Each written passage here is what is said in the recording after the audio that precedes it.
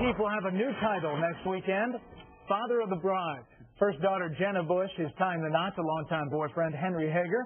Here with more on what to expect in this presidential wedding, presidential historian Doug Wead. Doug, thanks for being here. Thanks for having me. Well, first of all, you know, in the White House, we were getting all excited as the correspondents thinking about the White House wedding. Why do you think they chose Crawford? Well, Jenna chose Crawford, and then, of course, they're a very private family, as you know. And finally, this family's had an experience that other first families haven't had, and that is they know what it's like to be in power, and they know what it's like to be out of power after they've had it. And they know the White House isn't theirs. It's going to belong to Barack Obama or Hillary Clinton or John McCain, and you can't go back there. And Tricia can't go back into the Rose Garden and claim it as hers. It's a foreign place. But Crawford will be theirs. Even Kenny Bunkport might not be theirs. But Jenna and Henry can hold hands and walk through Crawford and say, we were married here. Yeah. You mentioned Tricia Nixon, of course. Give us some historical perspective of children of presidents or relatives who've been married at the White House.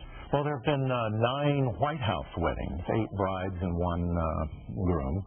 And there's the photo of the Nixon wedding there. Yes, it was the last wedding. And there's been an interesting tradition, Brett, we'll see if it continues, that the last bride goes to the next wedding. For example, Mariah Monroe was the first child of a president married in the White House, and she went to the next wedding, which was Elizabeth Tyler, who went to the next wedding, which was Nellie Grant, who went to the next wedding, which was Alice Roosevelt, who jumped over, leapfrogged the Johnsons, but went to the Tricia Nixon wedding. So it'll be interesting to see if the Bushes have Tricia Nixon come to Crawford. My guess is they're not going to do it. This is the wedding of the Johnsons here.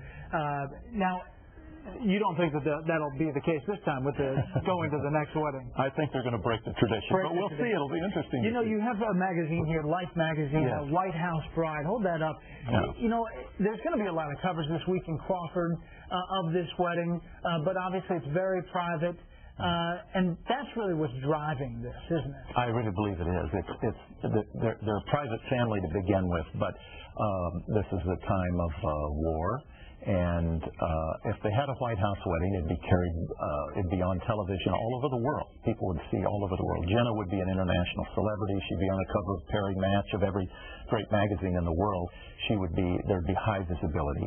And I mentioned this family knows what it's like to go out of power. Real quick, these are the wedding dresses apparently, and you know, it's not a big deal for me, but some people think that they really want to know what they're wearing. And this is it, apparently. The dresses are going to be that summer kind of dress, different colors, and there are the earrings. We have it all covered here. So, Doug, thanks so much. Historical perspective on White House weddings. This one, obviously, in the Western White House, Crawford, Texas. Thanks so much. Thank you. Well,